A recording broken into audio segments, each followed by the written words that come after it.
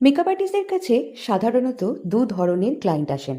একদল যারা আর্টিস্টের স্কিল আর কাজের ওপর ভরসা রেখে বুকিং করেন, আর আরেক দল আসেন সবজি কেনার মতন নতুন পুরনো আর্টিস্টদের মধ্যে দরদাম করে সস্তায় সেরাটা খুঁজতে।